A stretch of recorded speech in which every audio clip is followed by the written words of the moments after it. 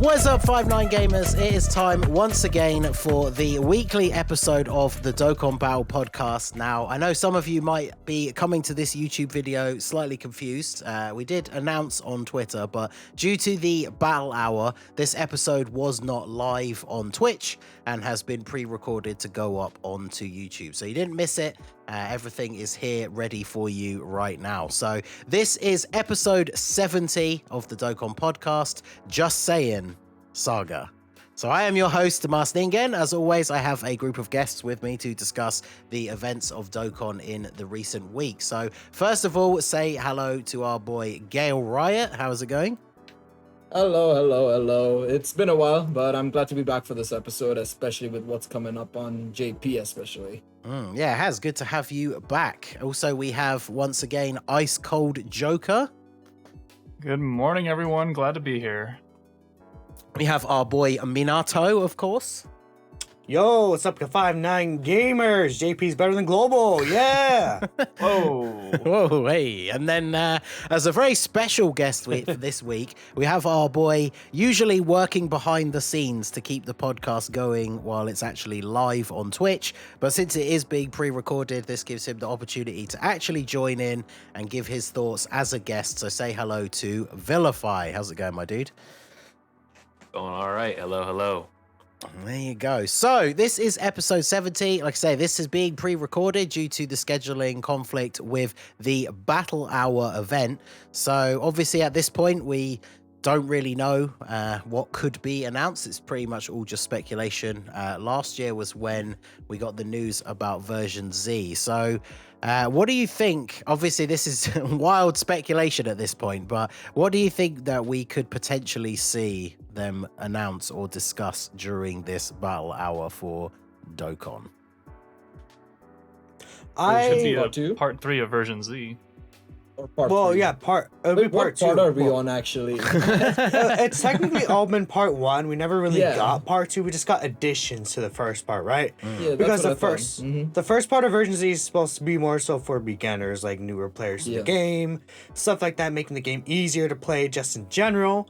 Then part two, I believe, is going to focus on more so of the longer term player aspect, where, you know, players like us that have been playing for like years at this point, right? That's what part two is supposed to be. So I feel like there's going to be some announcement on that. I don't think, because we already got like part 3 EZAs announced in VJUMP and stuff like that, right? So I don't really think there's going to be anything other than that.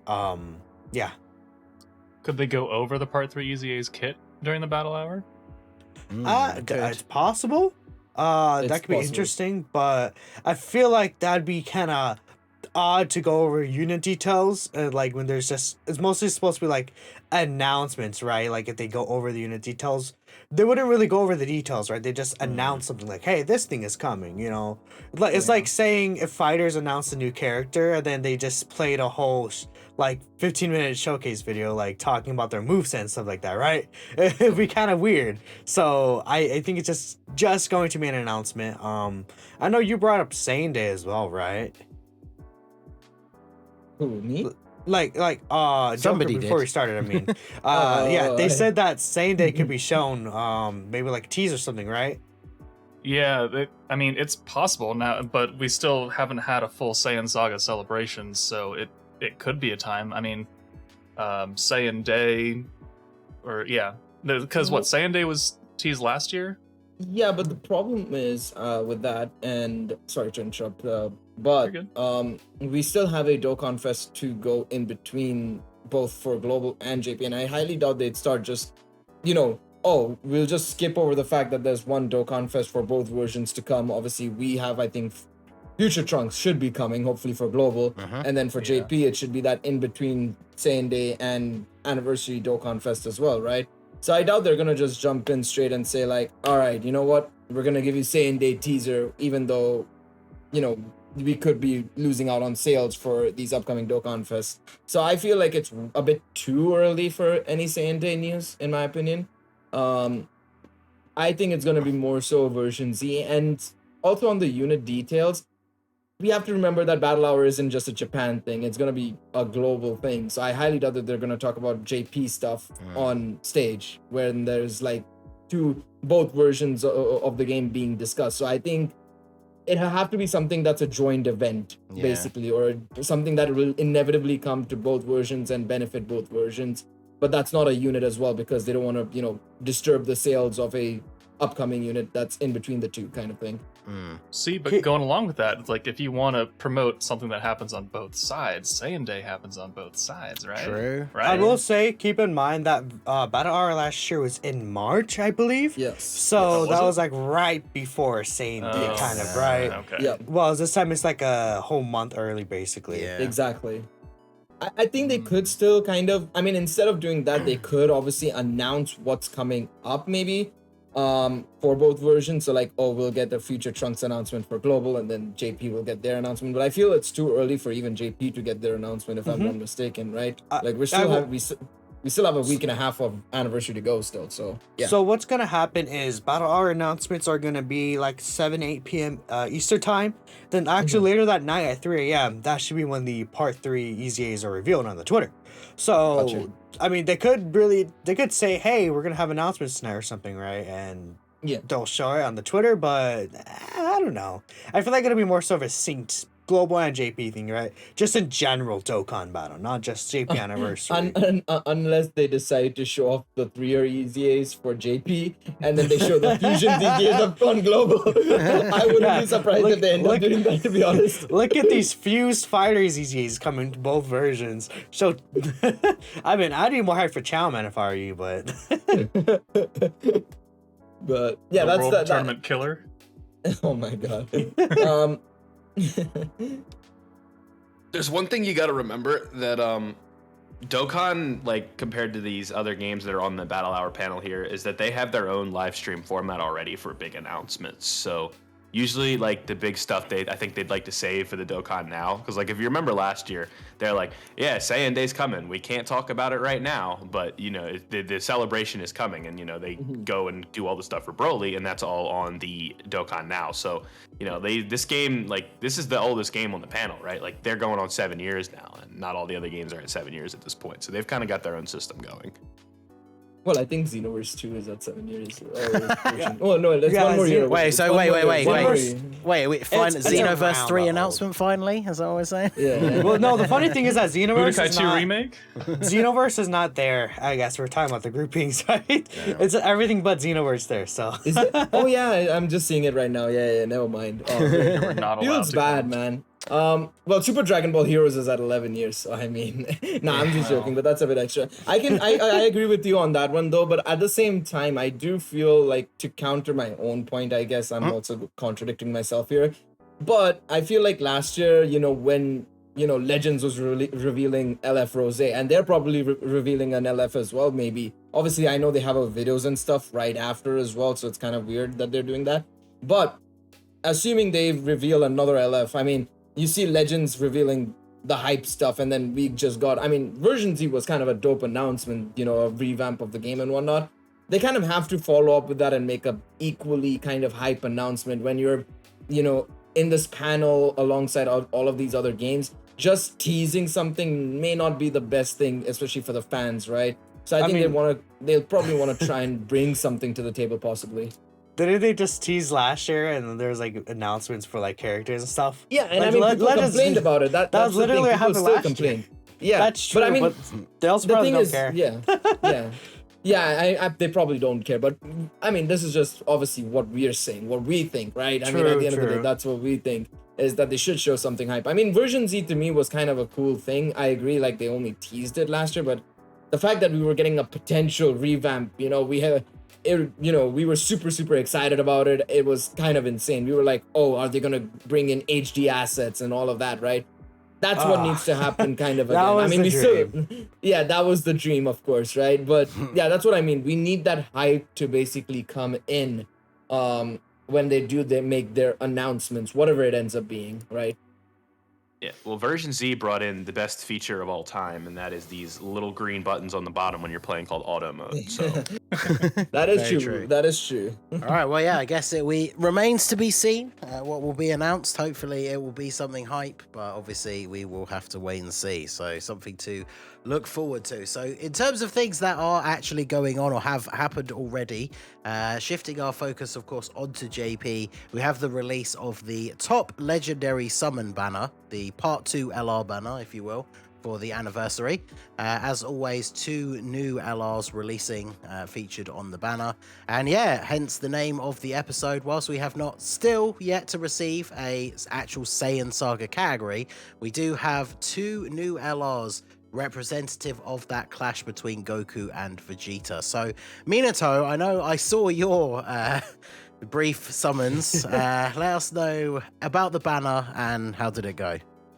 So yeah, the banner is bad, I would say, for if you're using stones, right? Just because, like, if you look at the featured listing, there's like Tech Super Saiyan 2 Goku. There's like let me bring it up. Actually, I'm literally on the game right now. I know But it's there's hard just- virus AGL Goku. SS2. Yeah, it's like- in there. Yeah, the hard virus Goku is nice, but you can get him on any banner, honestly. And you know the 2 LRs are definitely very, very powerful. But I would say if you don't have the new 200% leaders rainbowed, probably go for them. Now, at the end of the day, it's your stones. If you want to summon here because you're like, oh my god, Saiyan Saga, finally, after 7 years, got a Saiyan Saga hype LR, not Vegeta and Nappa, right? How dare you? Oh. I mean, that Gala gun from the Vegeta is cool in that card, but it's like I would say skip this banner. It's not really worth summoning. It's a top legendary summon banner. Wait until they return on some like double rates banner or even some like GLR guaranteed banner. banner. Guaranteed. Yeah, You GLR could just wait banner. until then, yeah. I would recommend so. Regards to my summon specifically, I actually got pretty lucky. I did get the Vegeta in my last ticket multi, and then I got Goku on my last actual stone multi. So I got them both in basically like 250 stones, and I was like, okay, cool. I did like an extra multi too, and I got another Vegeta. So I feel like I got all right, pretty chill lucky out, myself. chill out. Hey, I mean, you got the same one. So. My lucks have been insane. Have you seen me? Did you see me rainbow the God Goku and Vegeta? Yeah, I did. I did inevitably. That was see it. this game is so great. I love Dokkan Battle for real. All right, so how about Right. anyone else? Is anyone else on the panel summoned on the legendary summon banner? My No, tickets I went right used to my the God ticket. unit. Yeah, same. My tickets went to the God unit, and I pulled Super Saiyan 2 Vegeta. Thank the I Lord.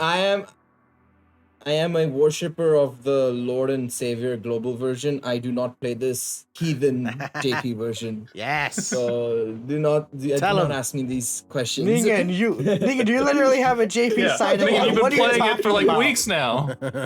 Wait, this man Ningen's like, yeah, go off, Oomphy, but you have a JP side account right now. What? Yeah, exactly. My side piece. It's not like Okay, It's not my Gale main doesn't even squeeze. play What at are you all. You're no Have you more. already You're no dropped her longer a too? pure global player, man. That's why. At least stick with your guns. That's crazy. I got 2 things about Mr. Ningen over here. You know how we're going crazy about him on the global side. He has a tweet in the last 4 hours about the JP version, him playing it, and his friend support he's 0%. So he needs to get on that. Oh yeah, that is actually, I'm going to expose myself right here because, you know, one of the main reasons why I don't play JP is because I can't read it. I actually don't know how to change my friend unit on the JP version. So It's the same way. No, don't tell him. Don't tell him. Don't tell him. Don't. Shh, don't tell him. Oh, so that's why, because it's not in the same place as it is on global. So I was just like, Oh my god. it doesn't affect me what my friend unit is. So You spoiled the fun. How are you gonna set up for chain battle then on JP? chain battle. I mean, yeah, but it's funny just to wait for him to see, right? But whatever. But anyway, so it's, in terms of the actual units themselves, obviously top legendary summon banners are always not the best to summon on in general. Like we said, pretty much the 2 new LRs and then Heart Virus Goku are really the only featured units that you would want to pull. But in terms of the units themselves, what do we think of them? Which one is the best one? Gale, let's start with you. You pick one and tell us about them. I mean, it has to be Goku, man. I love how he looks and how much he performs on the field, especially. I feel like the issue, obviously, Vegeta has his own issues. Somebody else can cover that. But I love Goku, man. His damage is just ridiculous. I mean, I was watching Truth's video earlier on, for Goku. This man was launching like 9 to 10 million attack stats at 55%. I don't think I've ever seen another unit like at 55% do that at all. Like it's insane how good he is. And defensively as well, he does seem very strong defensively. He gets 59% on super, and then he gets an additional 100% if you get the 18 key off, which you will, because he gives himself like 7 key for 7 turns, right? Yeah, I mean, he's really, really strong. And honestly, you can't really, like, outside of maybe like, oh, you could argue that maybe he needs maybe a little bit more defense here and there, just in case you can't really get that ultra super off, but that's late game, like that's post 7 turns. In shorter events, he's just gonna absolutely run through everybody. That's not even a question. The only downside to him, and I mean I can apply this to Vegeta, probably the leader skills. 150 isn't just cutting it anymore. After you see the 200% and the 170s, I mean that's just the only downside to them. I still maintain they should have been 150 plus 30%. I think that would have been fine, you know? It would have been perfect even. But it is what it is, as they say. So yeah, I love Goku though. Goku's fantastic. Okay, so in terms of the Vegeta, Joker, what do you think? I think Vegeta, on the long line of shafting Vegeta, is just continuing. He is definitely not as good as Goku. His defensive capacity is a little better because of his guard, but he has inherently lower defense already. And he has worse linking partners. What, Nappa gives him 5 links? 6 links? I don't remember, but that's it. And are you running Nappa in the GT Vegeta or the GT Goku or Legendary Vegeta event? Nah. So he's inherently held back by that. And his attack stat is also a lot lower, because I also watched Truth Showcase, and while Goku's spitting a 12 million at 55% level 1 links, Vegeta's at like 8 million, which is still very good for a 55% level 1 link unit. But if you're trying to compare the two between them, with Goku one-shotting almost everything while still having 400k defense, and then Vegeta not quite as high on either front, but having that guard, because you'd expect to put him in slot 1, but he doesn't have the high enough defense to really keep your mind off of dying if you get supered 3 times. Keep in mind, Vegeta's also an AoE. Yeah, I was going to say. Even though he's doing an 8 million attack stat, that's still AoE damage to everyone. Goku's only true. single target, right? That's why he doesn't And hit it's us mega hard. colossal as well, isn't it? Yep. It's the hardest hitting AoE in the game, so Yeah, so I would say that's definitely something to consider, right? He does have use, but if you're trying to compare the two, I also agree that Goku is better. But I think the thing that held them both back is, you know, not having a 200% leader skill and not being on one of the current 200% leader skills. Right? It's the same with both of them, right? Neither of them are on 200%, which No, even though Goku was literally doing the Kamehameha. yeah, but he's not on. Yeah, that's Right, true. he's not on Kamehameha.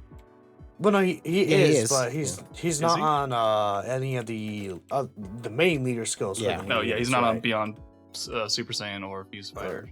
Yeah, or GT Heroes and Weaver Heroes, right? Neither of them. But so until we get a 200% leader skill that they can fit in, which is just going to make them explode in power.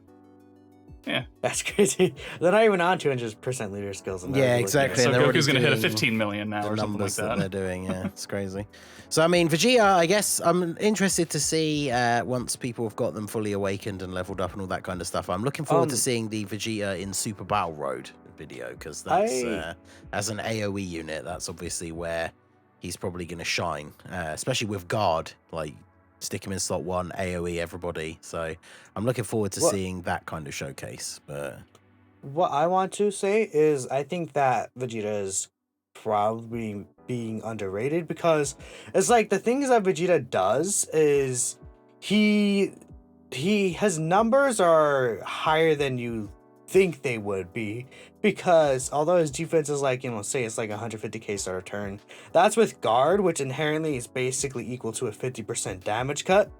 And then there is also the fact that he gets like over half of the defense starter turn on super attack.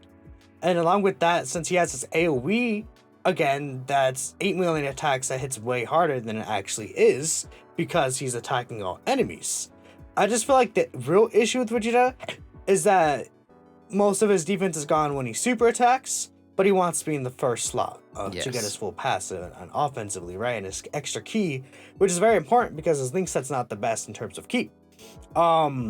I think there are definitely setups you could run him in. Like, for example, on Pure Saiyans, you could run him in slot 1, the physical easy LR Bardock in slot 2. That'll be nasty in Super Battle Road.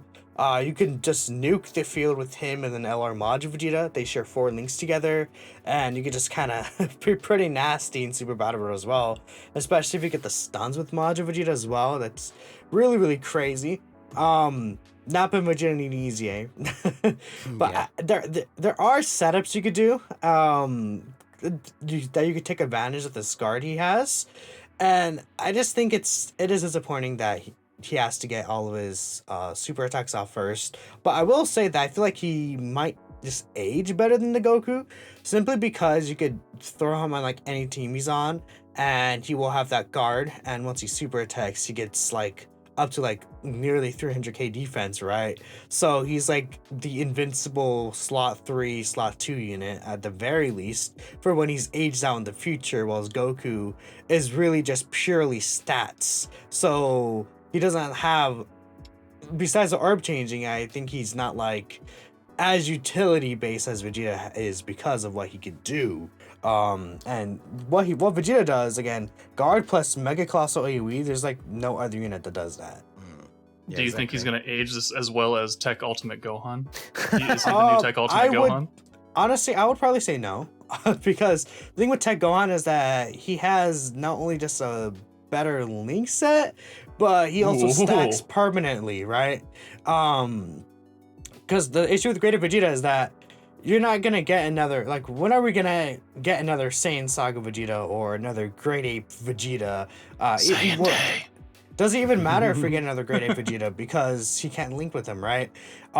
Maybe if we get like a transforming Vegeta to Great Ape Vegeta, but I like the weird thing is that that's kind of what we have, right? They're not gonna like go Vegeta, the name Vegeta, into the name Great Ape Vegeta. Because that would be kind of weird, because he doesn't actually change how he looks or anything like that. And then if he does transform into Great Ape Vegeta, he would have Great Ape in his name. So that wouldn't give him a linking partner. It's just very odd, right? And they basically used up all the Saiyan Saga Vegeta animations until we get like a new, how do I explain it? It's weird, like creep of animations in terms of how good they are or how good they look in game.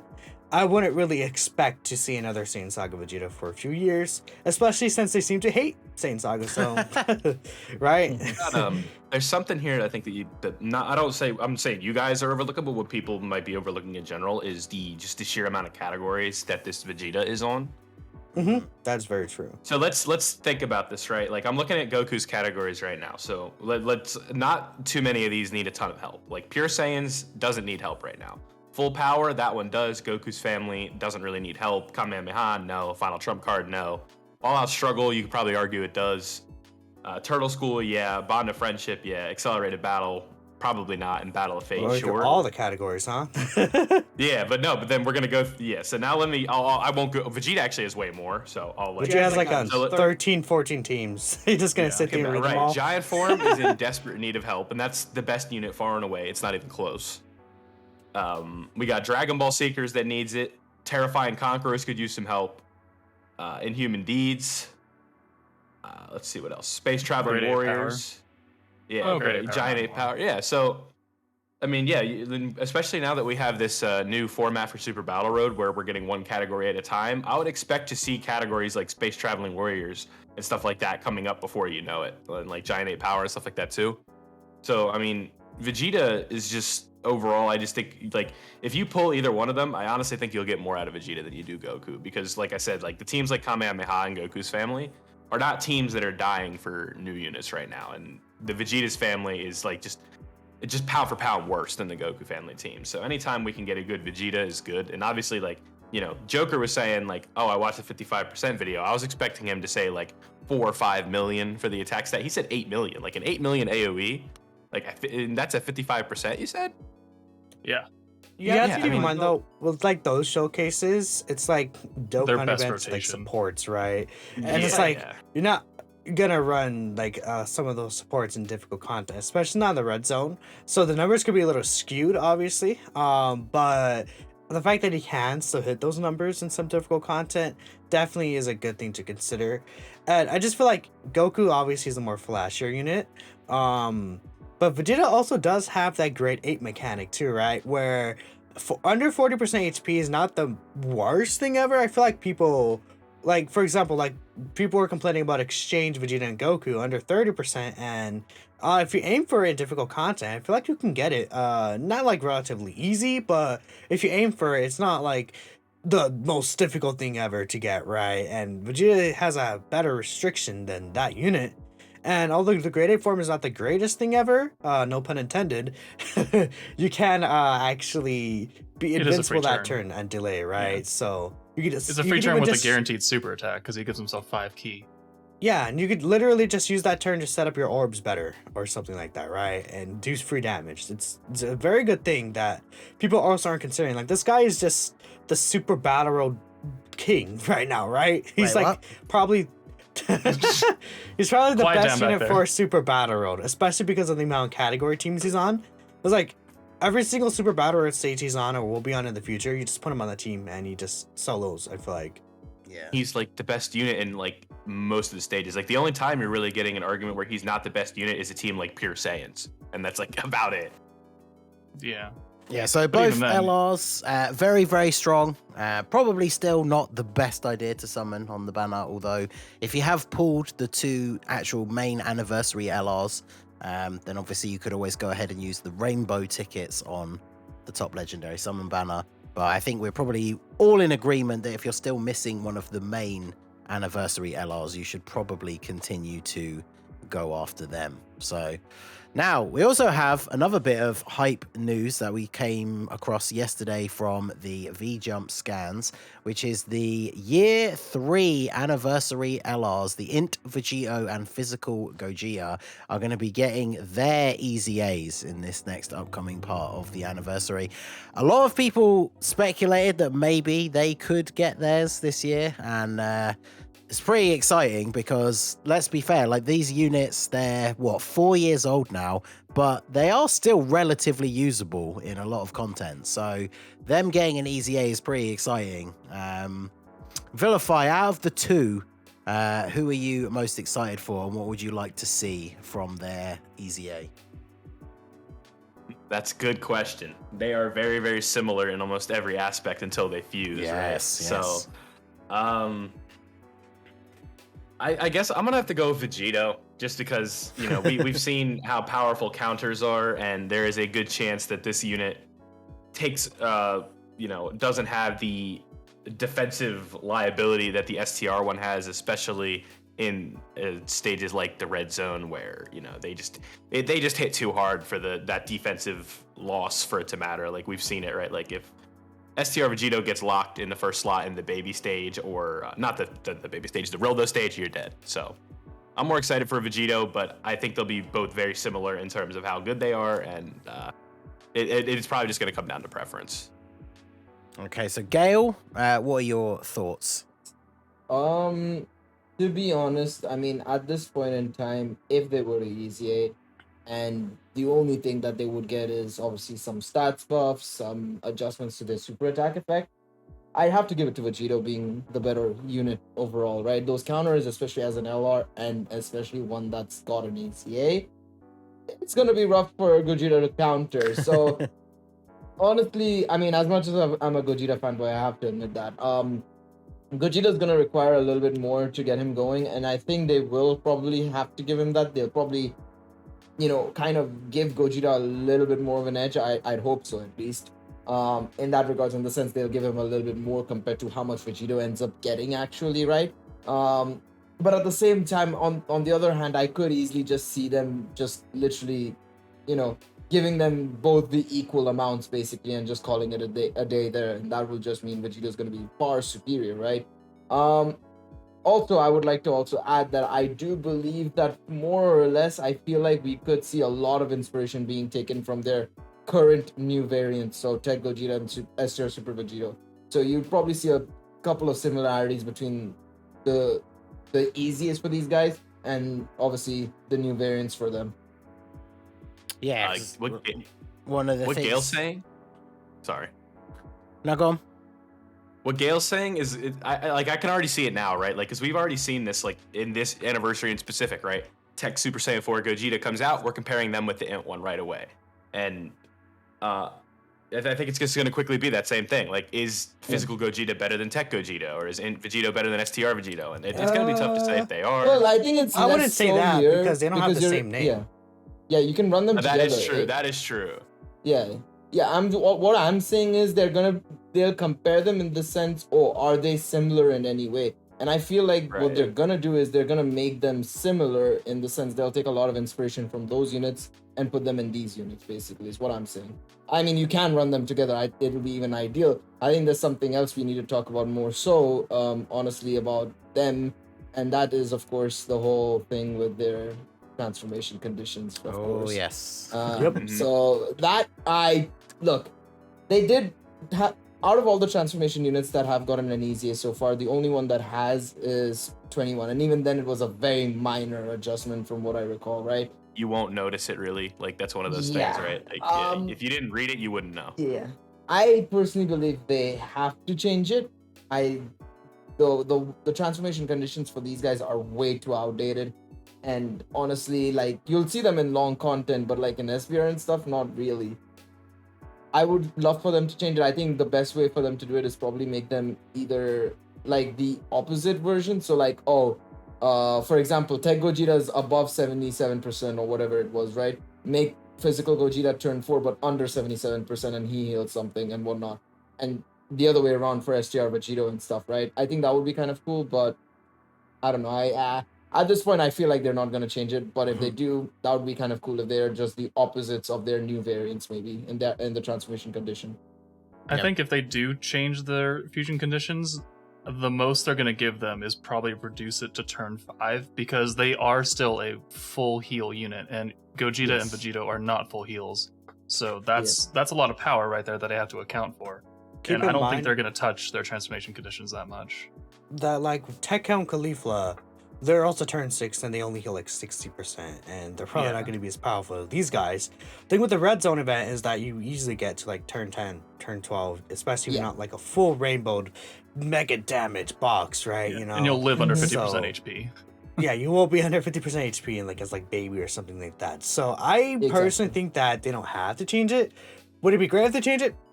Fine with me. If they make it like turn 4 or 5, anything slightly easier, I'll definitely take it, right? But I wouldn't necessarily expect it.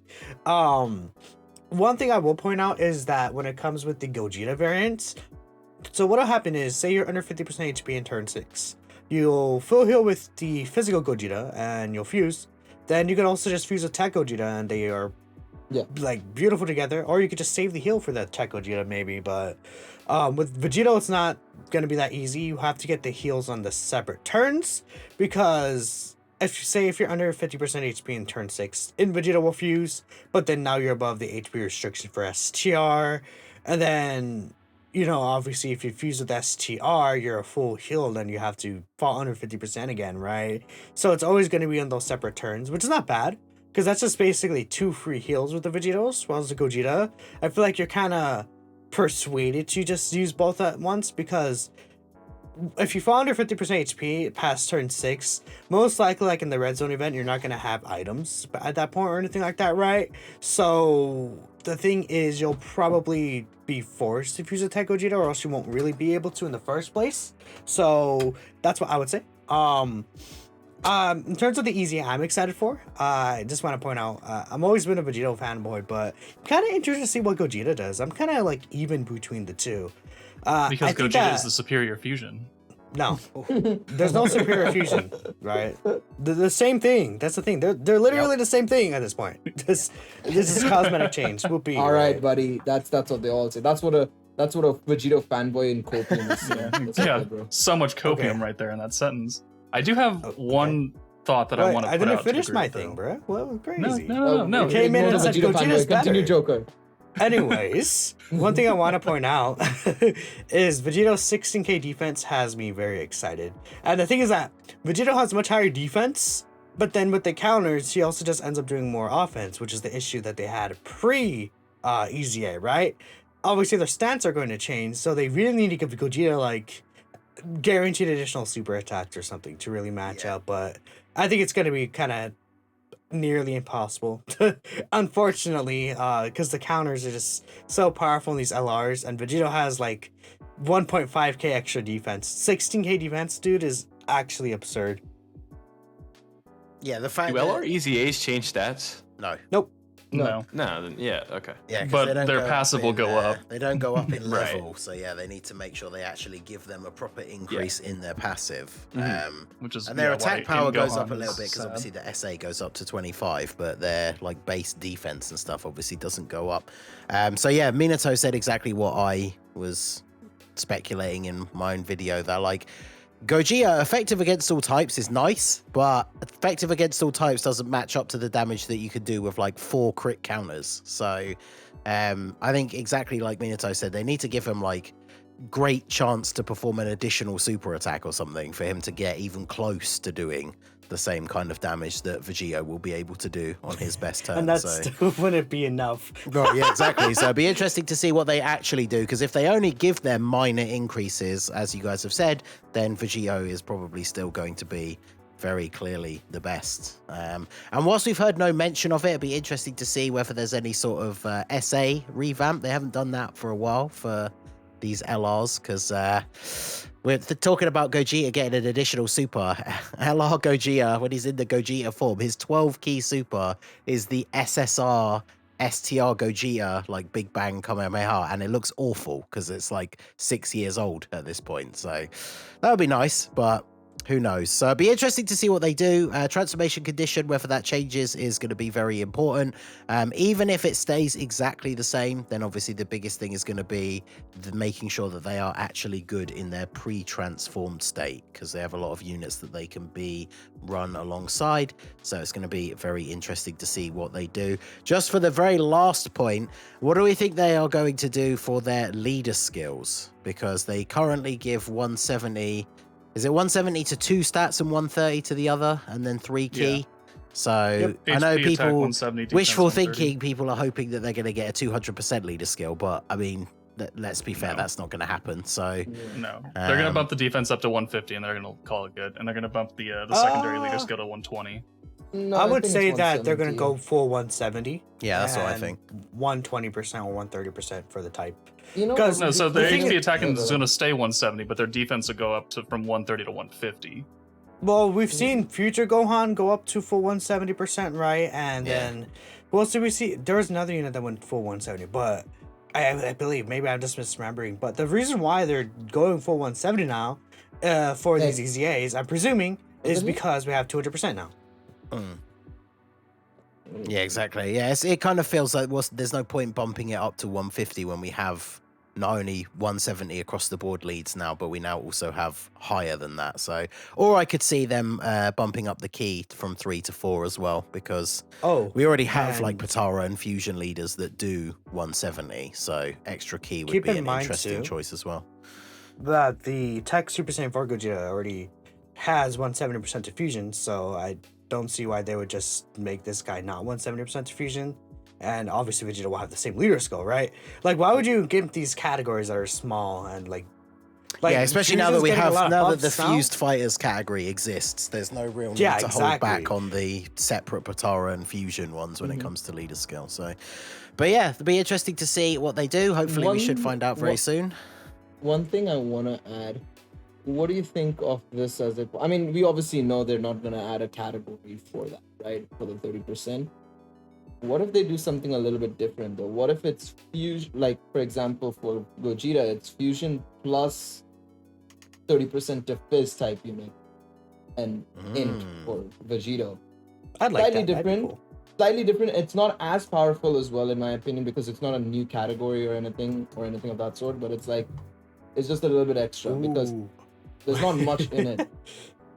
Chow Man 200% leader skill. Well, that would 200% leader skill. the reason that would actually be quite interesting, I guess, as well, is because you can run almost like a mono team, and those units are going to have 200%. But with their secondary leader skill, if that's going up to say 120, then obviously, say for Gogeta, a physical unit is going to be getting 150, which is a more reasonable leader skill. So that is quite interesting. But that remains to be seen.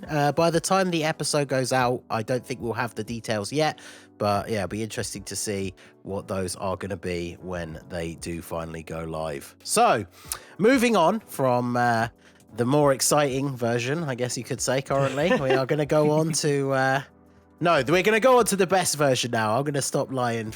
We all know it's global time, baby. So, LR, Future Gohan, and Trunks. I'm not even going to listen to Minato. LR, Future Gohan, and Trunks are out on global with a double rate spanner. So, classic global W, getting an extra double rate spanner in the schedule that JP did not get, because obviously both versions got a double rate spanner at Christmas, and then we got this one as a double rate spanner as well. So very cool.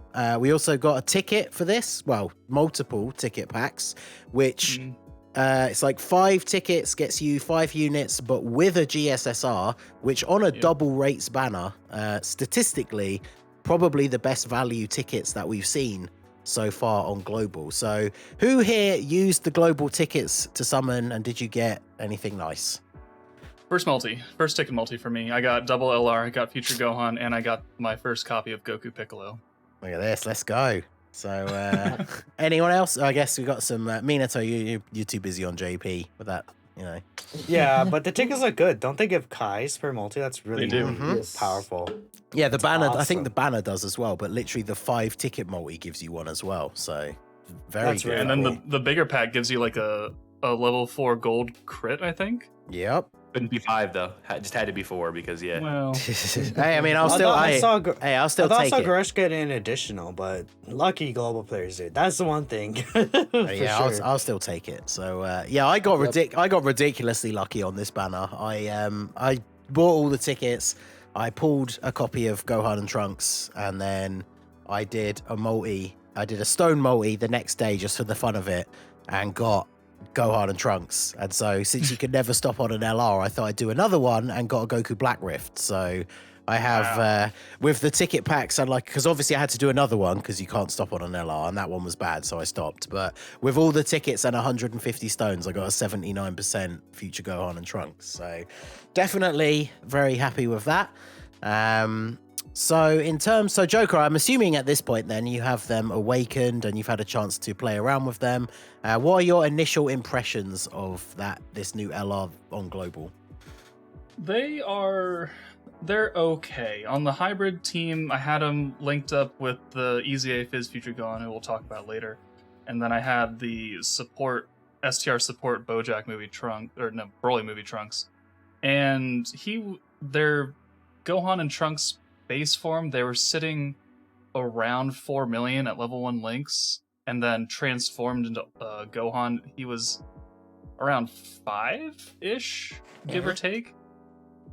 His defense in base form is not overwhelmingly good. I think maybe 180k with the support, and then as Gohan, you really don't have a lot of defense. You just have that damage reduction. So against the full power Super Saiyan 4 Goku, I was still taking damage because with type disadvantage and everything. But even with support, I was still taking normal hits for not double digits. So other than taking him into the hardest stage of that event with type disadvantage, he seems okay. I did take him into the Join Forces Super Battle Road, and he got wrecked. I see. Interesting. Because I used obviously mine does have 2 dupes, but I used mine to do the Join Forces No Items run. I thought he was very, very good in there. But the problem he has, I think, is that he's kind of he falls into the same trap that a lot of units that you would, I guess, classify as a nuking style unit that like requires specific amounts of orbs and whatnot, is if you get unlucky with the orb changing that they do at the start of the turn, then you just don't get the orbs that you need, and then that's when I feel like they can look really unimpressive. But Yeah, that's like half a paragraph of passive just being cut out. yeah, and on the turn where it does go right and you're picking up like 12 AGL orbs or something, then they are looking pretty good. So for the JP players, one thing that I'm interested to know your thoughts on. So obviously you guys have had this LR for a while. One thing that I find really interesting is once you exchange into Gohan, he obviously has this mechanic where you basically start off with no defense, so that you can get killed and then revive to get a heal and come back, and you then have damage reduction for the rest of the battle. Why doesn't he just get that when he exchanges? Why does he have to revive first to get that? I find that very strange. So, Minato, what do you think of his kit? I know you're the hybrid Saiyans enthusiast. I actually really, really like this feature Gohan. I think I probably like it more than other people. Shocker, right? But I think there's a lot of utility to it. In regards to the revive thing, I think that it's okay that he has to revive first, because what could happen is he already still has his full damage passive active, so you can get like an extra like 8 million attacks that in there, right? And then you can do a lot of damage, then you die, and then you're like, okay, cool, I got all this extra damage in and I still revive and get 70% HP, or is it 70 or 80% HP?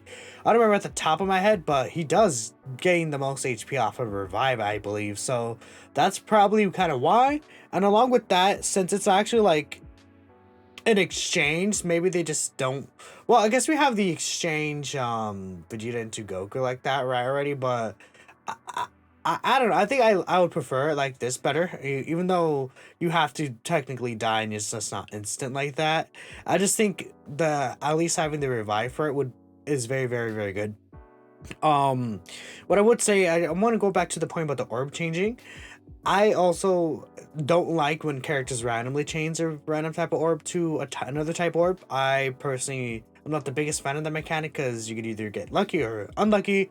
I think it's much better when they change a certain type of orb to another type, because think of like the int base form Vegeta EZA. He changes, like, I believe S tier to int, so you know which orbs to set up. You could even bring other orb changers that change specific orbs, and with that you could get a lot of orbs with these type of characters, especially since they require all these orbs. But since it's a random type of orb, you can't set them up, and it could lead you to get screwed in the end. That's the one thing I would change about his kit personally, but I think he really blends together very well. Once he's actually like in the final state of Future Gohan by himself, he's still probably like easily like a top 10 unit in the game, like no question about it, right? He's insane, very, very powerful. He's on a lot of teams, has a great link set. There's like not many issues I would say with him, though I do think that another thing is so I keep going on I'm rambling here, but another thing is the fact that he has the 8 key sphere restriction on transformed state, but he doesn't orb change anymore. Yeah. I just find that very odd, right? Yeah, it's very awkward. So yeah, getting eight orbs is a lot when you're not creating your own orbs. I do think that is a bit of a strange choice. But so we also have in the topic there, we have STR Trunks on the banner over physical androids is a JP shaft, which, I mean, yeah, the physical androids were featured on that banner as a double featured LR, and of course until they get an EZA, they are definitely not what you want to be pulling off of this banner. So is it it's the Broly movie Trunks, isn't it? Yeah, I got the STR Trunks. Yeah, that was my first copy. Global I W. Yeah, there you go. Well. Look at that. STR Trunks. Wait, Gale, that was your first copy? Yeah, that's my first copy. I tried summoning him on the World Tournament when he was featured once. I think it was like, it was the one before the last one. I think it was 2 World Tournaments ago. He was featured as well. Didn't get him then. This was my first copy, so I'll take it as a big dub. That's a big Yeah, win. sounds like a free-to-play player talk, man. Yeah, it took me. Listen, yeah, all right. I'll come over there and beat your ass. Is what I'm gonna do. Whoa, okay. I got see With 'cause my I got hybrids guard, no way. I got super Such lucky on hostility. the Saiyan Day banner with actually pulling copies of Broly, but it took me ages to actually pull a copy of that Trunks. But he is super, super good. I use him. I rainbowed that Trunks on the Broly banner before I pulled my first copy of Broly. Ooh. One of those. Which is the way you kind of want to go, but at the same time. But yeah, speaking of okay, this, he's better than Broly. speaking That's of that STR Trunks, we have another unit on Global in the limelight at the moment who works very well with that Trunks. It's actually a very powerful rotation. We have the Easy A for the physical future Gohan. We did mention him briefly already because obviously he gets his leader skill increase with his Easy A to being a full 170 across the board, which probably makes him the best leader for the Future Saga. This team has been crying out for buffs for quite a long time, and with these two units, the team is definitely in a much better place. So in terms of his Easy A, how did you guys find it in terms of difficulty? I did see a lot of people very surprised that, like, literally from like stage 1, he already has like 8 health bars or something crazy. But Yeah, I'm not gonna lie. I'm literally doing it right now, honestly, on the side. Because I'm not gonna lie, it's just too long. It's just too tedious. It's not difficult. Well, I'm only at like stage 19 or something. It's just long. It's just unnecessarily lengthy for no reason. I have saw no idea people why. on Twitter but yeah. saying that it was bugged because he had so much health, and they're like, no. And JP people were like, no. Yeah, welcome. he's just a tanky boy. But yeah, I mean, it's androids. We got the Easy A for Android 21, making her the perfect leader for the team. That's who I used. And yeah, just like Gail was saying, I didn't find it particularly difficult. It was just a bit long in the stages towards the end, just because he has so much HP. But obviously this future Gohan, this brings up an interesting thing that I talked about in my videos as well, with the fact that this Android celebration as a whole has been quite impacted by it being the celebration that Global got in this time slot before getting the Trunks celebration, because the lead up to the Trunks celebration gave us Easy A's for the free-to-play future androids who work really well with the Dokkan Fest androids, and Global didn't have those when the androids released. And then this physical future Gohan with his Easy A, to get him to operate at his best, you need to run him on rotation with a Trunks from the Future Saga category. And obviously JP got in the Trunks celebration the Easy A for that Tech Trunks, who is probably in the current meta like his best link partner outside of the STR Super Saiyan Trunks that we've already talked about. So how do you guys find this physical future Gohan? Who do you run him with? What are your impressions of his Easy A?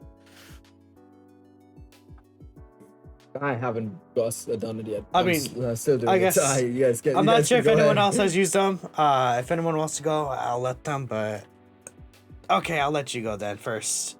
So I guess one thing that, right away that helps out a lot is that the Future Saga ESBR stage is a thing now, and having him in there definitely helped.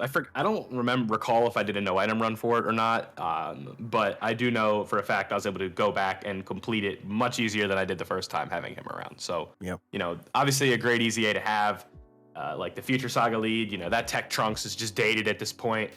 And obviously in Goku Black is just not obviously he's not the LR Rose, right?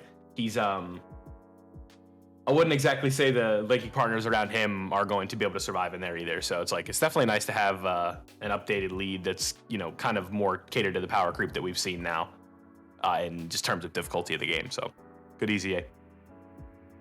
Yeah, very, very strong. I did a future ESBR run as well, and I think he tanks, without an item active, he could tank a super attack from the STR Rose in the final stage. So, I mean, you still take like 200k, but you don't get immediately killed, which is, for type disadvantaged supers in Extreme Super Battle Road, that is pretty nice. So, just a reference.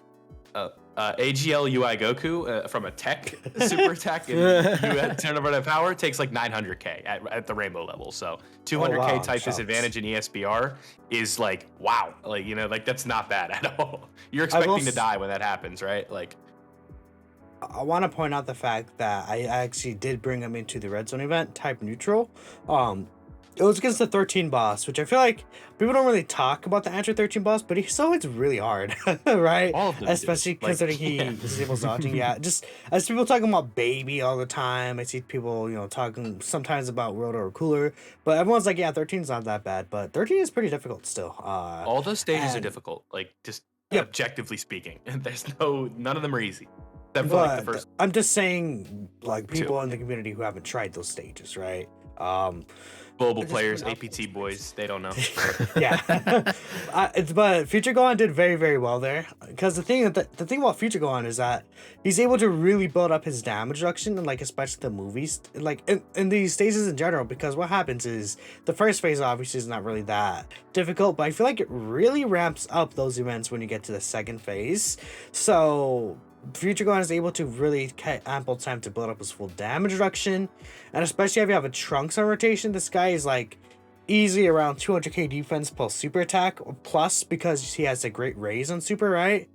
And then he has like 58% damage reduction at the end. It's quite absurd how little damage he could take there. One thing that I would say is regards to the partnership with Gohan and the new LR is once you exchange with the new LR, Trunks is no longer in the name, so that won't actually activate his passive, right? Something that I just want to point that out, right, in case people weren't really too aware of that. But I think that Gohan is really, really good. Really do like him. His design just works really well. Overall, just a powerful unit. I personally would say he's still like a top 3 TUR UZA in my opinion. I liked him better than Hit. Personally, I just feel like he's gonna be more useful, but I know a lot of people really like that Hit unit. I just feel like Gohan has more situations, better links, and everything like that compared to Hit. I feel like is a little more limited in terms of his situations he could be ran in at full power, right? But well, yeah, I mean, he's a hybrid Saiyan and also a Super Saiyan, so he's on a lot of teams, compared to here. So I would say if there's one thing I want to change one of his links to Cold Judgment, even if it's all in the family. I think Cold Judgment just works a lot better for the teams he's on. I think something just small, right? I think the only thing that I've noticed when using him is that if you don't have that Trunks with him, his stats suffer, and especially if you're low on health, because his defense is gated on how much HP you have. If you go into a turn with low HP and you have no Trunks, even with damage reduction, you're still going to get hit quite hard. You have to keep in mind that he gets much more defense when he's at low health. He gets up to 158%. It works the other way around. Yeah, it's the lower your health, the more defense he has. So it's. Oh, is it? No, so you actually want to be at low health because I got him to 250k defense start of turn with the Trunks on rotation and low HP, and he had the full damage reduction. So but it was always like that, right? Even before Easy 8, he always wanted to be at lower HP. I think the reason the thing that makes it awkward is when you're going into like the shorter, harder content, like Super Battle Road, for example. And then, if you don't have a Trunks on rotation, obviously on turn 1, you're on full health. So he's not getting any defense from his passive. And then you don't have a Trunks, so he's not getting any defense from that either. So just as we saw, one of the reasons why AGL Zamasu aged so quickly is that just having damage reduction, but without actually having any defense, is not particularly good for these harder events now. So at least he has the great raise though, right? The great raise on super attack. Yeah, so after super it's not so bad, but you definitely don't want to be putting him in slot 1 when there's no Trunks on the rotation. But obviously global, we should, as we said earlier, in terms of how the timeline fits together, we should be getting the Trunks celebration next. So obviously not only is he another Trunks, but we'll get that Tech Easy A as well. So this guy is only going to get better as the time goes on in this next segment for global. So the other thing we have to talk about for global is something that is coming out. It's actually tonight at the time of recording, so it will be in game when this episode goes out.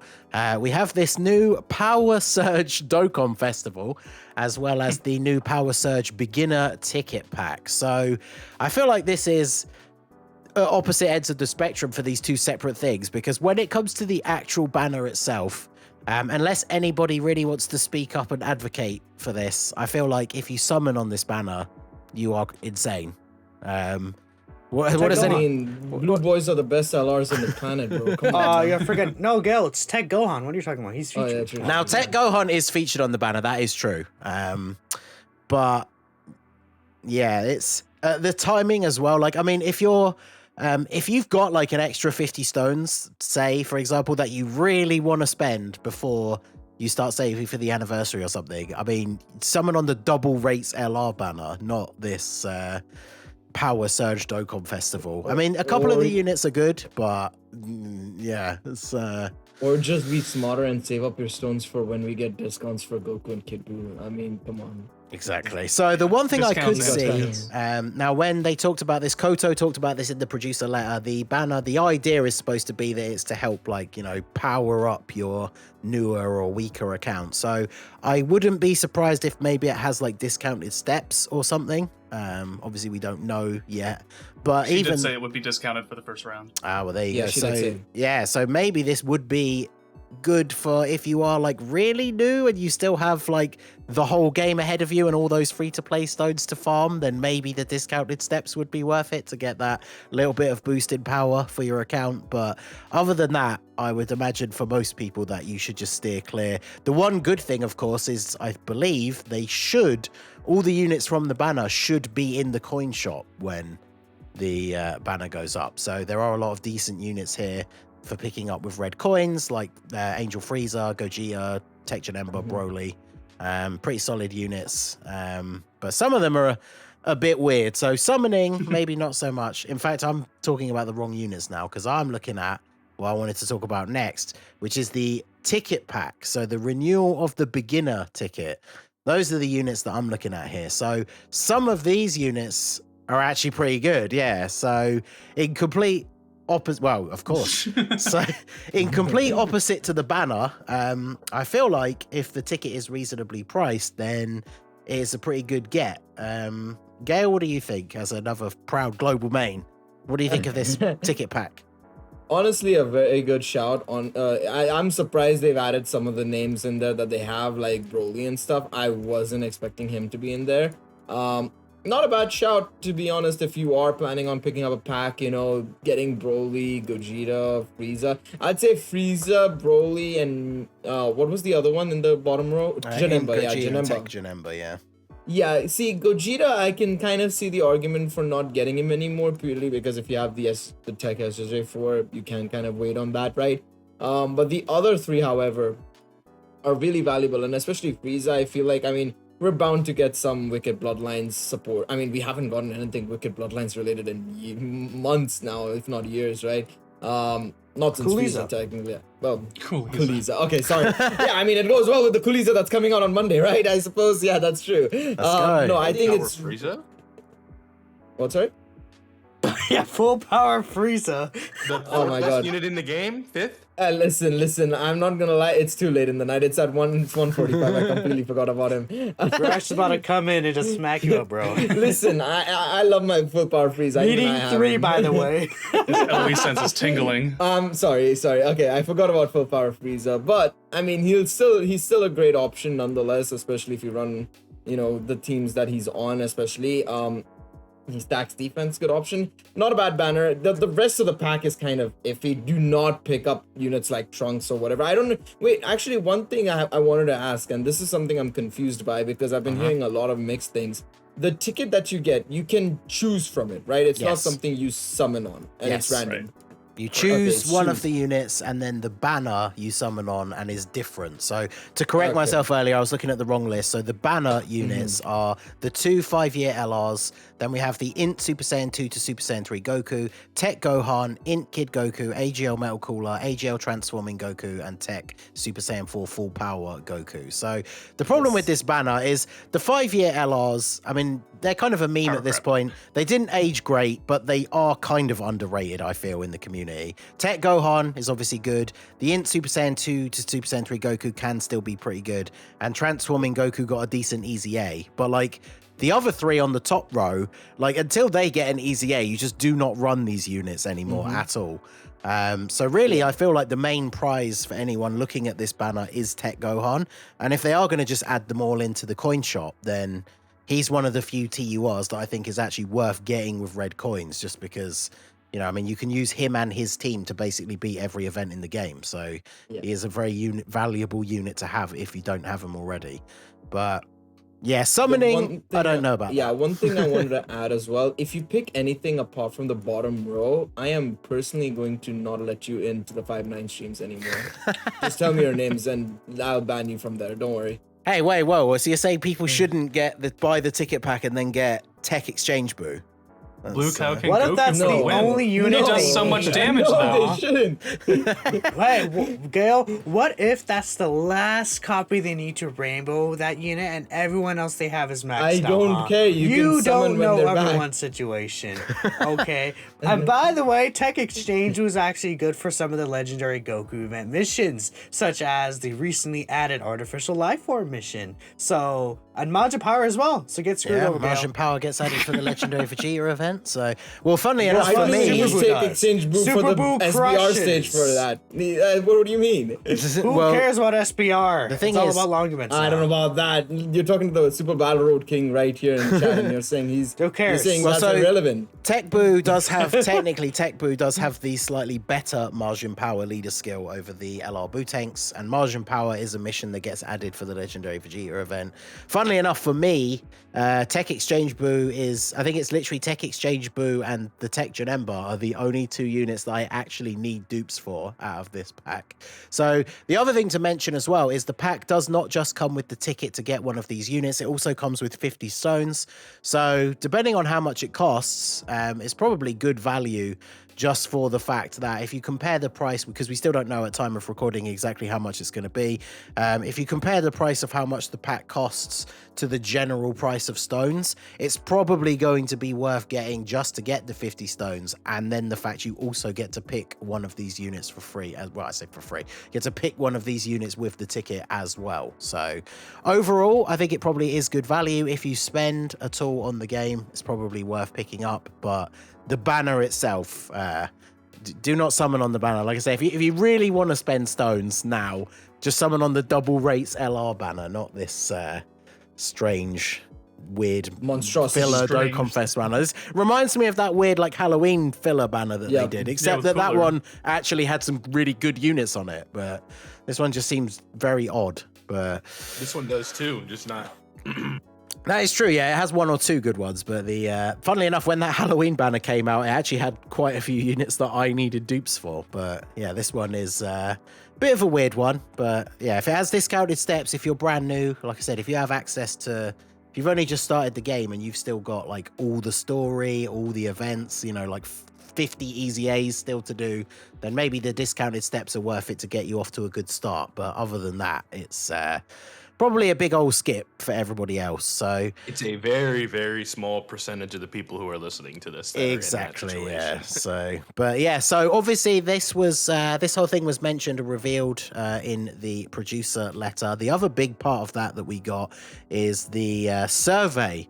So this has brought up an interesting topic that comes up a lot. I saw someone tweet out the other day saying that it basically comes up every year around the similar sort of time, I and think it's it was when Ziggy.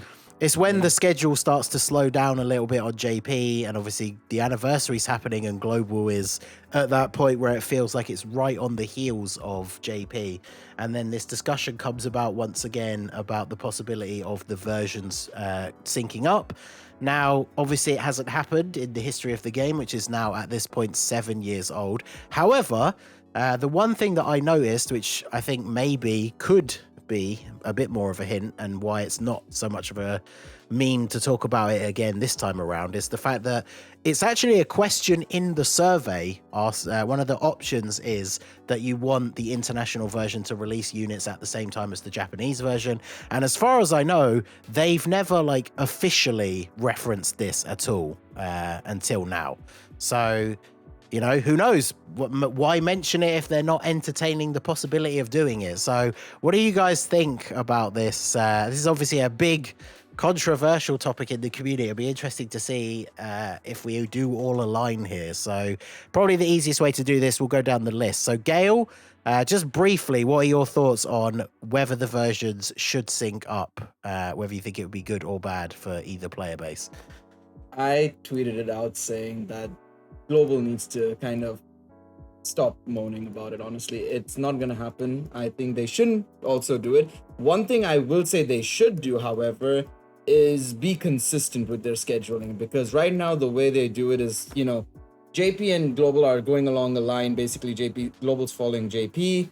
But what Global is doing, they're skipping ahead, going back, and they're just jumbling everything up, which doesn't make a lot of sense. If it was consistent, I think people would have a lot less issues. People would stop complaining about it because it's much more easier. It's much more easier to know what's going to come out. And I know that's one of the reasons why they're probably, trying to kind of jumble it up, but it doesn't work. Another reason why I feel like it's not a smart idea to align the versions up is I've seen 2 to 3 other gachas at this point do that, or try and attempt to do that. SDS and OPTC is the ones that come to mind immediately. One Piece Treasure Cruise absolutely failed in it.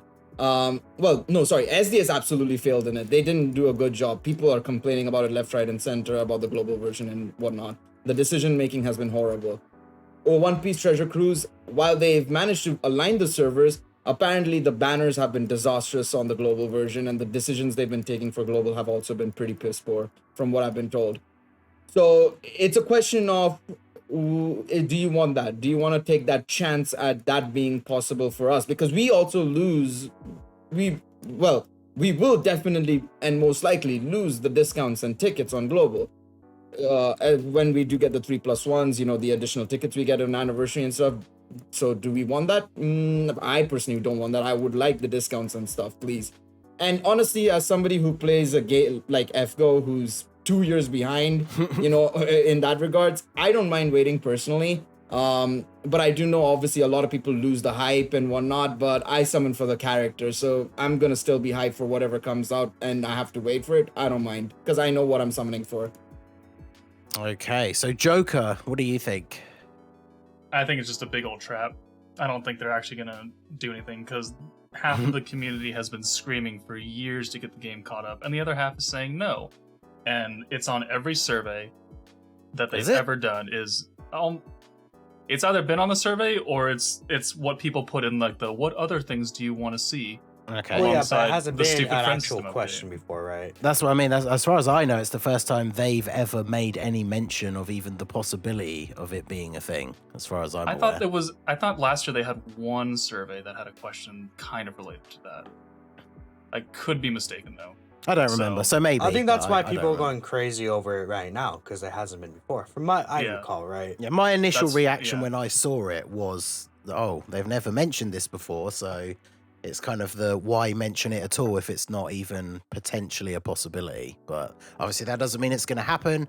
Everybody, literally every 100% of the replies to the survey could be saying that they want that. It still doesn't mean it's going to happen. But No, and I don't think it's a good idea anyways, because your global's losing that significant foresight of saving, and it is less hype when the anniversary for us comes around, because we've already seen the units being used for 6 months. But at the same time, it's like you're able to save a lot, and you get the tickets, and you get the discounts, and you're saving a gigantic amount of stones on both fronts versus what JP is doing. So I don't think they should, and I don't think they will.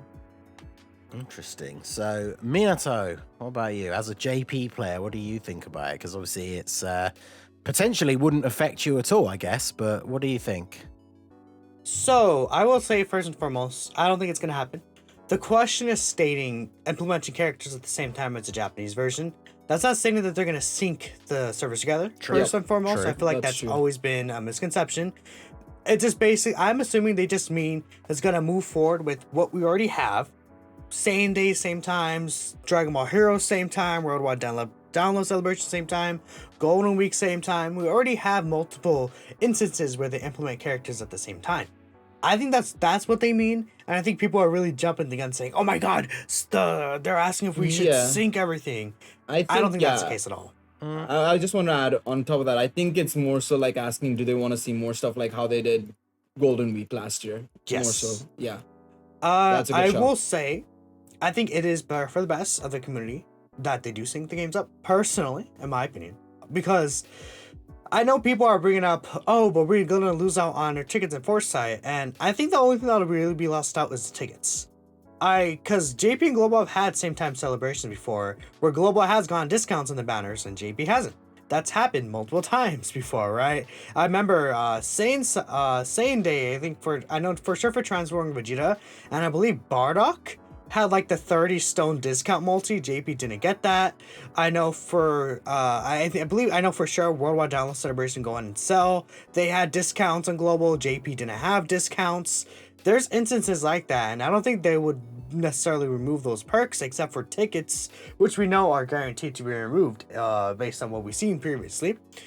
And in regards to like peel off Strove, that'll still be there. If anything, that'll just be moved over to JP as well, because there's no reason for them to update. Like if they're gonna sync together the versions, then it would have been dumb for them to update like this new beginners pack ticket and stuff like that, right? And they consistently update the peel off Strove. I think the reason why Global has those things is because the version makes less money.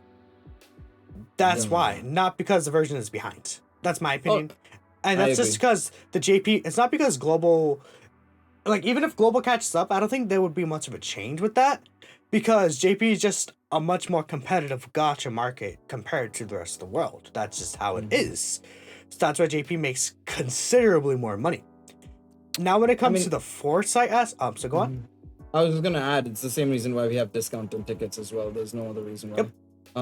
It's just so that because we generally make, like, yes, we are consistently on top grossing across various regions, but the money we make is significantly less still.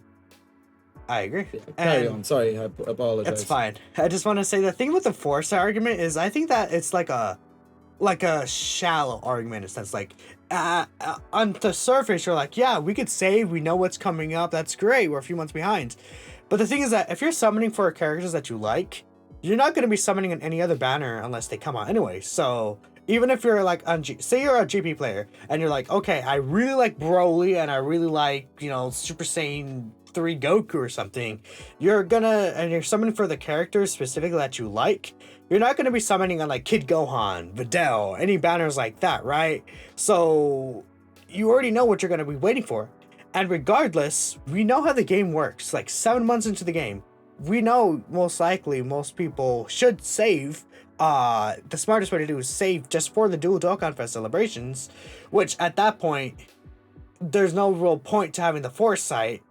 If anything, since you're already going to be saving for those characters or big celebrations that you want, and you're not going to be summoning in anything else, it doesn't really matter that you have the Foresight besides like, oh, I could farm the Dokkan event medals like a month before or something, right?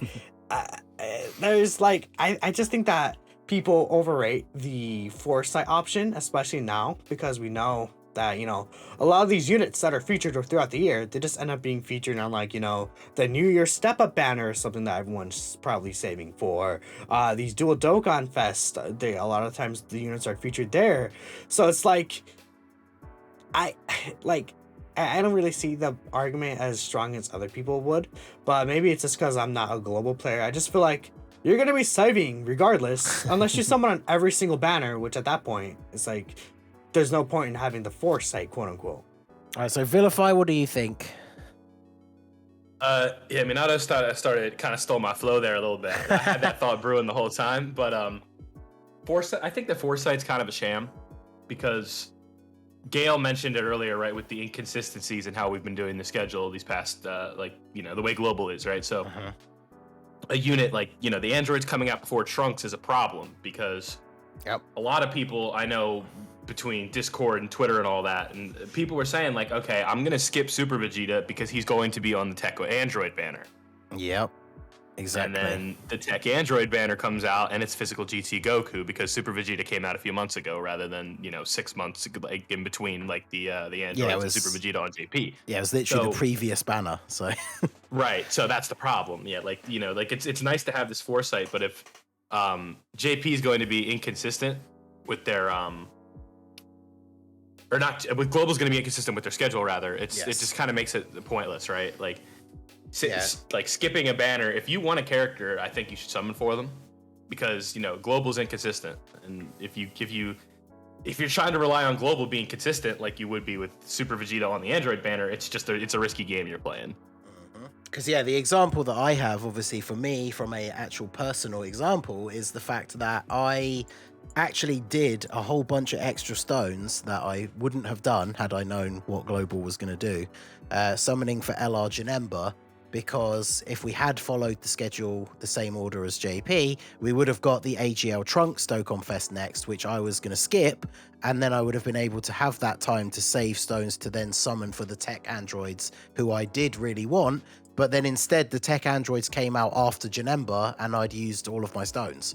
So I had to buy more stones than I would have done if they'd stuck to the original schedule. So foresight is useful for a lot of things. One thing I really like, especially as a content creator, is obviously knowing which easy A's are going to come with which celebrations, because then I can have those units fully link leveled, ready to go.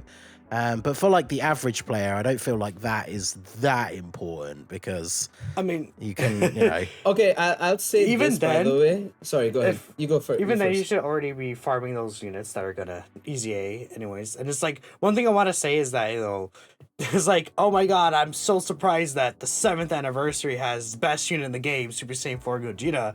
Glad I'm on global so I could save for that. Like, right? We Yeah. know which units are gonna be the best, so let's go on, go. I was gonna say, I mean, I agree with what you guys have said for sure, in terms of like the foresight can be kind of misleading for sure, understandably. But at the same time, there is still an advantage. I do not think it's a complete sham at all. Like, I agree with you, anniversary and worldwide celebration. I mean, those are dead certies. I don't think that's even a question. You should be saving for those no matter what, if you're a global player, whatever it takes, right? But at the same time, for these in-between banners, there's still some form of like, whenever you're on JP, right? Like, for example, this is what's happened to me in like various other gachas. You know, Nolar and I have attest to this. Whenever there's some new shiny unit that comes out, the temptation's always there, right? And that will be there, especially even on JP Dokkan, I assume, right? Oh, you see these characters and oh my god, their animations are so good. I want to summon for them. I'm going to put 50, 100 stones in. And then you realize the next banner is your favorite unit ever to come out, like your favorite character. And then you're there like, well, crap. I should have saved up for that. I still think that's such an advantage that global players need to realize is so useful, no matter what.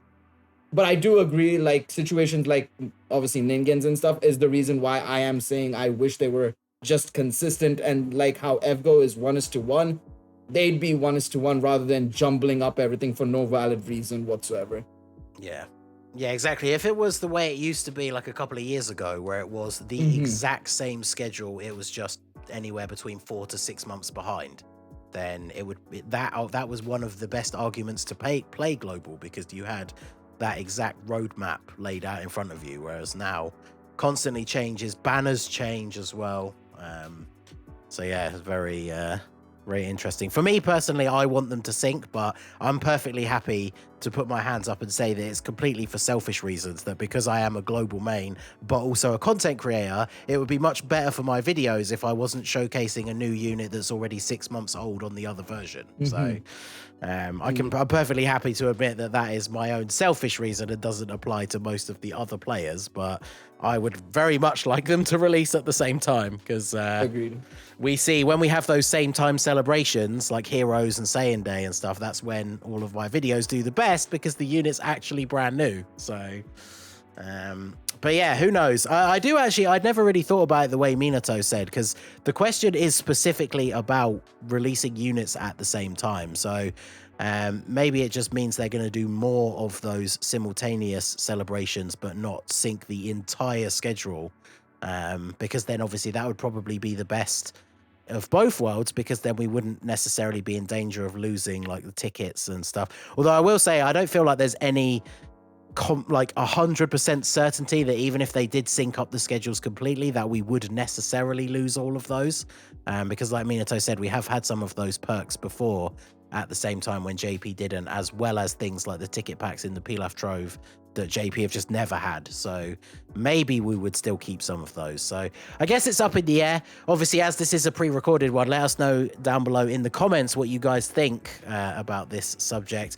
whether you think they would sync, whether you would like it, or so on. Let us know all of that down below in the comment section. So that is it for the list of topics for this episode. Normally we take a break when we're live, but obviously we don't really need to do that here. So we're just going to go ahead and jump straight into the questions that we gathered from you guys over on the Twitter. Make sure you're following us over there if you're not already, so you can submit your questions each week for the episode. So we're going to go ahead and start off with the first one that comes to us from Platty, and he says, do you think all future Dokkan Festival units will be 200% leaders? So, Gail, what do you think? No. That's as simple as that. No. I was gonna say, I think so. I don't think they're gonna do that because I feel like it's gonna be restricted. I think it's gonna be more common than people think it is, but I don't think it's gonna be extremely common. Like every single one is gonna be one. I think they're gonna probably limit it to like maybe like, you know, Golden Week units, you know, the big dual Dokkan Fest for sure. Maybe Saiyan Day, I can see that possibly, but not like the average, like whatever's going to come out right after anniversary, that's not going to be a 200% lead, I don't think. Minato, what do you think? I disagree. I think that they should be pushing out 200% leader skills because it makes just summoning for those units feel like, especially if it's just a TUR, not like flashy mega hype LRs like the Kaioken, Goku, and Vegeta that are like going to be obscenely busted. It's like the next TUR could be like, you know, the Captain Ginyu with like 100, much like a Captain Ginyu with like 170% to Frieza Force. Not many people will summon for that, right? You know, especially when there's 200% now. Goresh. I mean, Goresh, yeah, obviously I would summon for it too. Captain Ginyu is goated, but I think the question is, will they? They won't. Yes. You know that. I feel like they will. Because every single time we've had a leader skill change, we never like went back. There's never been a unit that released after, I believe, and still kept the old format, right? Like literally every single time we've had consistency with whenever there's a leader skill update, every Dokkan Fest after at least had a better leader skill or equal leader skill compared to what it was. Besides like there's one, it's like the back in the 70% meta when we had like the quote unquote demigod leads where it's like 100% just stats but no key. But technically it wasn't like, you know, the 70% ones were better, but it's not like it was like a lesser stats or anything like that, right? I feel like they should at the very least, and they will be 200% leaders, but we'll see in like 2 weeks or so, right? Yep. So Joker or Villuhfy, do either of you disagree, or what do you think? You think we'll see more 200% leads from this point, or do you think we should see them all be 200% leads?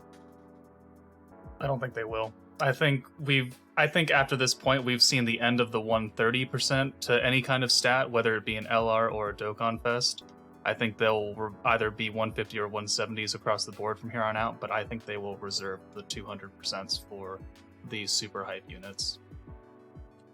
Villuhfy? Yeah, I agree with Joker for the most part, but I agree with Minato as well, is that they should is 100% the right answer, but will, I don't think so.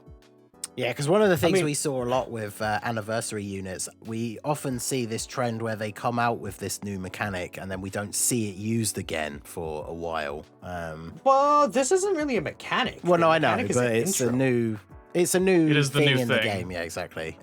But I agree with Minato in the sense that I feel like it does make units a lot less hype depending on what they are or who they are, and then what the card is actually going to do. Because we have 200% leads in the game now. So I feel like if they're going to release Dokkan Fest exclusive TURs and they're not going to give them 200% leads, they need to be just 170 across the board, because I feel like we've got to be done with this meta now of having like 170, and 130 now that we're seeing these 200% leads, because otherwise people are not going to be excited to summon for them. But who knows, maybe we could see something else when the first Dokkan Fest comes out after the anniversary. We could see a unit that has like a 150 lead but then gives 30% to an extra category like the LRs do, giving us our first TURs with a 180 lead. Who knows? That's something that we will have to wait and see, I guess. Yeah, one thing I want to point out is that with the leader skill updates, it doesn't have to be stats necessarily either. They could add anything that a passive has to a leader skill now. If you guys aren't aware, based on how they changed it, the leader skills are kind of like in the database, they're kind of like, how do I explain? Like, they're kind of structure like a passive would be. So based on what I've heard, you can actually have other stuff like damage reduction, critical hit chance, stuff like that you can have in passive skills in leader skills. So it doesn't necessarily have to be 200% leaders, but I think that they will still move forward with the new leader skill format regardless. Maybe not necessarily 200%. It's a fair point, right? But at the very least, I think the new leader skill format, in regards to having the addition of boost, would make the most sense, right? Yeah, exactly. It'll be interesting to see what they will do. But yeah, I guess we'll have to wait and see when the first Dokkan Fest releases after the anniversary. So the next question that comes to us is from Brendan. He says, do you guys think Dokkan Festivals now transcend the popularity of a character? It doesn't seem to matter what they drop. They're always in top 10 no matter what. Pretty crazy, to be honest. I mean, I guess the perfect example of this is Videl. Whilst being very limited with her categories and whatnot, when we first got to see what she could do in the game, she was super crazy. So what do you guys think about this? Let's start with Villuhfy this time. Yeah, I mean, you just cited it, right? Like, Videl is 6. Reaching 6 on the top 10 charts is something that just shows that, like we talk about characters that deserve Dokkan Fest, right? And a moment that no one would have ever said in the beginning of 2021 is, oh, you like short hair girls, Videl, you know? Like, and, you know, but here we are. And I think another part of it has to do with the hype that content creators create. Like, when we're seeing, you know, these showcases of Videl hitting 5 million, then 6 million, then 7 million on the same turn, all the while, you know, showing how crazy they are, I do think that it creates like another bit of hype, and people will just end up summoning just because of how good they are in the first place. Mm-hmm. Yeah. That's all I got for that. I do want to point out that there was a list that someone on Reddit made about this, and basically every character that released this year was top 10 in iOS ranking. You know, Goten and Trunks were 4, Broly 2, Videl 6, the GT Duo were 3, so on and so forth. You know, Gohan was actually, Age Kid Gohan and Super Vegeta were actually surprisingly the lowest, at 8 respectively on iOS for the both of them, right? But they're still top 10, and that's still very impressive. So I feel like, especially when it comes to, like, you know, it's like Gohan or Videl, you know, people aren't necessarily going to be like, oh yeah, I was waiting years for a Kid Gohan Dokkan Fest. Let's go, right? You know, at this point, they could release probably anything, and they'll be very successful. Well, I wouldn't say anything, but they could release any somewhat relative character, I would say, and still do pretty well.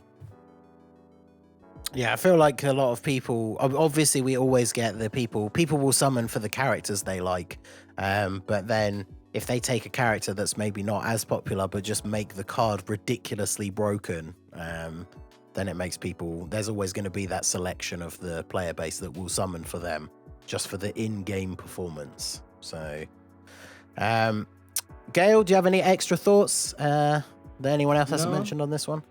I think you guys covered everything. I mean, yeah, like you guys mentioned, I think the game itself is now transcending the characters themselves more so, I guess is the best way to put it. I mean, it's kind of weird to say that, but I think especially like the collector value of a card, or just, you know, as a collector, if you are somebody like Truth or somebody, you know, you want to make sure you have at least a copy or rainbow out everything. I mean, obviously there are certain groups of people like Truth, Calc, and so on who do that, right? Where they rainbow everything, whatever comes out, rainbow kind of thing, right?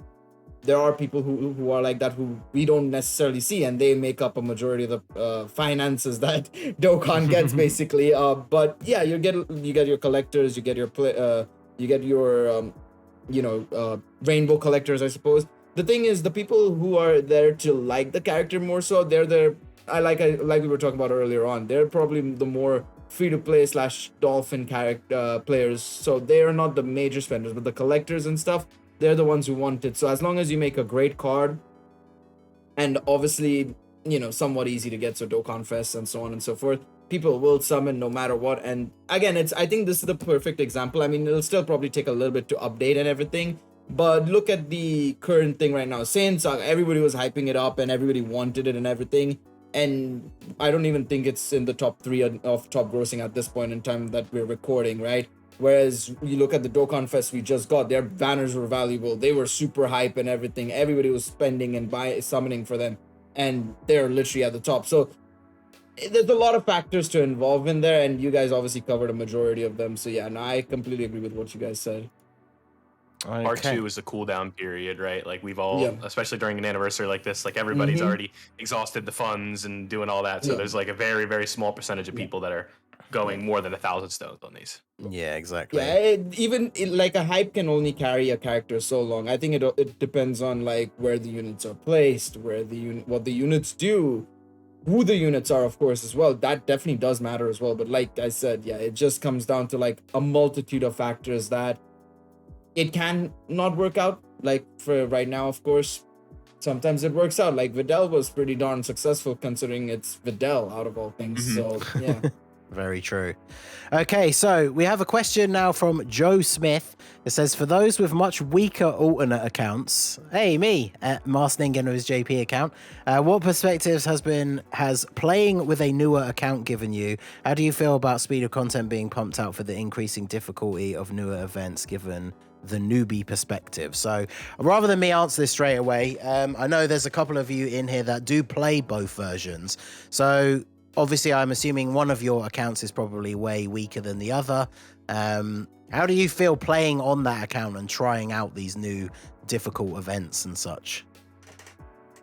It's rough because if you don't have even like the old EZA units, if you don't have, because you know they don't show up on many banners nowadays, and like I don't have Tech Exchange Boom, so I can't make an artificial life forms teams that's going to be able to let me beat the EZA for Super Saiyan 4 Goku and Vegeta. So therefore, my grade 8 power team is seriously lacking some power right there.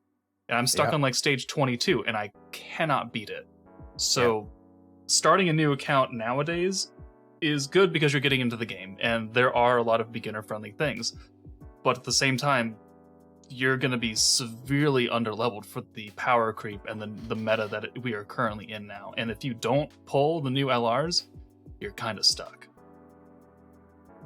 Anyone? Villuhfy, do you play both versions? I forget. No, I'm strictly LJP. Okay, so Gail, what do you think? I know you. I think you've dabbled into JP a little bit, right? Yes. Yeah. So ages ago. This was back in like 2017, 2018. Okay. I remember. I mean, this was ages ago because I remember when I was streaming for the first time. Like that was my first year of streaming on Twitch, right? And I would have like both of my accounts, my global account on one side, my JP account on one side on the layout, and I just try and go ham on it. Honestly, obviously now much more recently, I think the difficulty is just spiked up to another degree. I think Choco recently also streamed, if I recall, like I think he was trying to speed run how fast he can beat an SBR stage in like a stream basically. And I think well, that's besides the point. He took a rainbow friend from Nolar, but he still won it, right? We went in with like a rainbow SSJ4 Goku. I don't think his own LR SSJ4 Goku was awakened. His version Z Goku was barely leveled or anything. Wow. And he still won. Like the units themselves have become super powerful. Like the old difficult content is now easy. But the problem is the scaling has also increased for the much harder difficulty. So you're taking your sweet time for those contents. Like this is the perfect example for this is way back in the day. If you started JP, like when SBR came out, the time it took you to beat that SBR stage is the time it'll probably take you now to start a new account and beat Ultimate Red Zone probably. That's how it is. It's just translated into a different event, but the time is, I would say, around the same, if not a little bit more now to beat Ultimate Red Zone and stuff. Yeah, because the thing is, obviously the game doesn't refer to it as such, but in the community it gets called this a lot. But things like Super Battle Road when it first came out, and then the Goku event, the GT Goku event, the Vegeta event, and now the Red Zone. This is all the stuff that we would consider in the grand scheme of like a bigger game. This is the end game content. So you're not supposed to be able to start an account and then by the end of the week you've beaten all of these events. So obviously, as the question was sort of aimed at me a little bit. Like my experience, it's been kind of fun. My JP account technically is old. I just never ever log into it. So just as Joker was saying, I have a bunch of old units that I could easy A now that I summoned when I logged in like 2 years ago, but I'm having trouble actually doing their easy A's, and the Super Saiyan 4s is another perfect example. However, I did tweet earlier that with the power creep that we've been having, I actually beat the Transforming Frieza easy A because I actually had him in my box, unawakened apparently, so I had to go and do that. But I beat all 30 stages of his easy A, which is supposed to be Legendary Existence team, with a GT Heroes team, because it was just completely carried by the LR Goku and Vegeta friend. Even in stage 30, because obviously they guard when they first appear on turn 1, they're just taking double-digit damage from his attacks. I think the only time I lost was on stage 30 because I started with like the worst possible rotation. So it's quite interesting, but yeah, I've tried out the red zone and I managed to beat the first. I managed to beat like the first stage, but yeah, getting absolutely just destroyed by everybody else. But obviously, as I say, like my account is not at that level, so I'm not disappointed. And honestly, it was kind of fun. The first 2 stages that would be maybe a bit easier for other people, I kind of struggled to beat. Is it Slug is the second one for movie bosses? Yeah, I managed to do it, but it was quite difficult. And that was even with the LR Super Saiyan 4s as a friend. So I will also add one more point if you don't mind. This you have to remember this is also a gacha game. So what you pull differs from somebody else. Your experiences will differ from one person to another. Unless you have exactly the same identical box, then I don't know how that's happened. You're probably like 2 in like a million who managed to do that. That's a skill issue. No, but if you all people will have different boxes to one another. It just depends on what's in your box, what you manage to pull, and how far you can take that. Because some people might have gotten extremely bad luck. They'll take a lot longer. Whereas you manage to pull everything you need in one shot, and you can do all the events from there on out. Well, not there on out, but like in a much faster time, basically.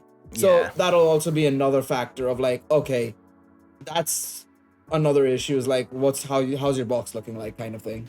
Yeah, exactly. Because obviously summon RNG coupled with how much you spend. Because my JP account, I'm having fun on it as a side account, but it's still completely free to play. So I just log in every now and then to summon. This is the most I've played it since the start of this anniversary. I think the last time I logged in was during the download celebration, and I literally had like 100 stones. Did 2 summons on the Namek Goku banner, and then didn't log into it again until this anniversary. So obviously it pays to put the work in. It also pays to put the money in, because you never know. You can only get so lucky. Because I think the anniversaries obviously are very generous in the amount of stones that they give out. Before the 3+1 went away, I think I managed to do 6 rotations on the LR Super Saiyan 4's banner. So considering my account is free to play, and when I logged in at the start of the anniversary, I had like no stones basically. That is very generous. Unfortunately, I didn't get lucky enough to pull them. So hopefully that's because all the luck is being saved up for when the anniversary actually comes to global. But yeah, it's definitely fun to experience that stuff from a slightly weaker perspective and have a bit more of a challenge. But then at the same time, I am looking forward to absolutely obliterating it once it comes to global as well. So that will be fun. Okay, so the final question for this week comes to us from Jakey Boy, who says, since we have seen how unfair Baby is in the Red Zone event, so if anyone who hasn't seen, I've seen a couple of tweets going around now of him super attacking in slot 1 and then doing that AoE thing like 3 times in a row and just completely destroying people. So how hard do you think Omega will be? So Minato, go ahead. Yeah, what Omega's gonna do is gonna lower your unit's attack, so they're not gonna do as much damage. He's gonna lock you in slot 1, and then lower your defense with a super, and super twice in the turn. And no dodging. Sounds about And right. disable dodge, yeah. Oh my god.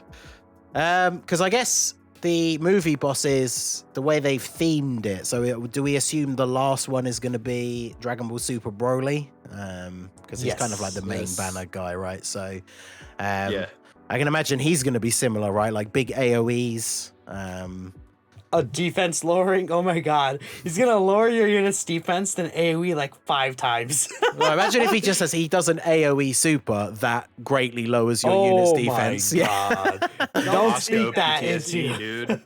Dude, Moscow, but worse. Oh, I can see that happening now. Oh no. Yeah.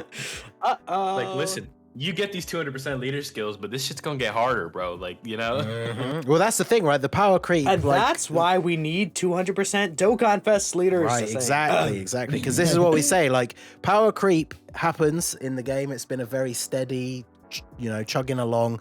And one thing that we've often complained about is we don't get the content to match up to the power creep. But yeah, that's there you go. That's the red zone. That's what it's for. So if you're somebody who, again, kind of going back to the previous question, if you're finding the last couple of the stages of the red zone too difficult, remember, of course, it is literally the hardest event in the game at this point. So many things will be coming on the horizon that will make it easier.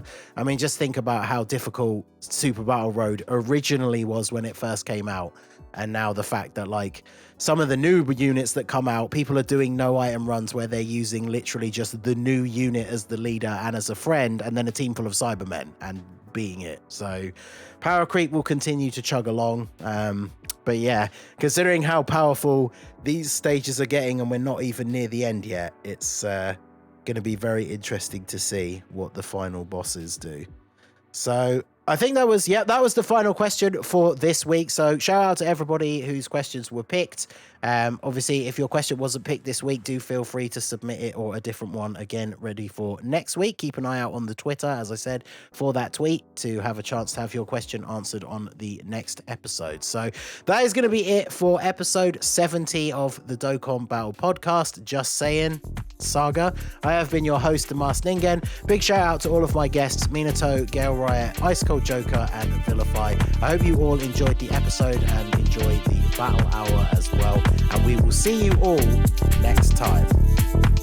Peace out.